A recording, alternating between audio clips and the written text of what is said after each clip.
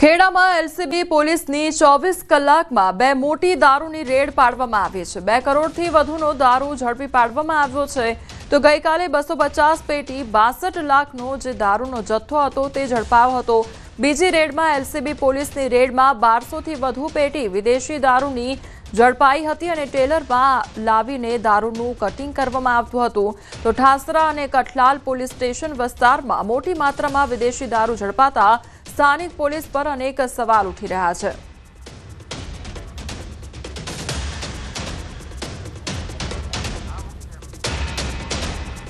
તો દારૂનો જે જથ્થો છે તે મોટા પ્રમાણમાં જપ્ત કરવામાં આવ્યો છે। તો જે પોલીસ છે તેમના દ્વારા 2 રેડ પાડવામાં આવી હતી। હવે ગુજરાત આવતા પ્રવાસીઓને દારૂની online permit Gandhinagar gift city માટે એપનું ટ્રાયલ રન પૂર્ણ થયું છે।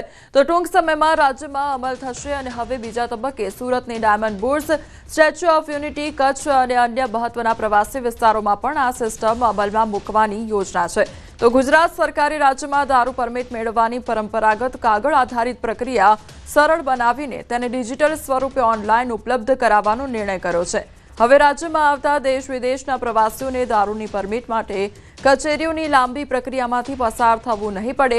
મોબાઈલ એપ્લિકેશન દ્વારા દસ્તાવેજો અપલોડ કરી સીધી પરમિટ મેળવવી શક્ય બનશે।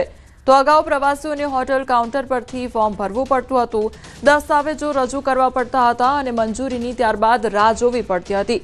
હવે આ સમગ્ર પ્રક્રિયા માત્ર એક ક્લિકમાં શક્ય બનશે। આ સિસ્ટમ હેઠળ વપરાશકર્તાઓ આધાર કાર્ડ, મતદાર આઈડી, ડ્રાઇવિંગ લાયસન્સ અથવા તો પાસપોર્ટ જેવા દસ્તાવેજો અપલોડ કરી શકશે। ફીનું ચૂકવણું યુપીઆઈ અથવા કાર્ડ પેમેન્ટ દ્વારા થઈ શકશે। તો દસ્તાવેજોની ચકાસણી પછી પરમિટ તરત જ જનરેટ થશે।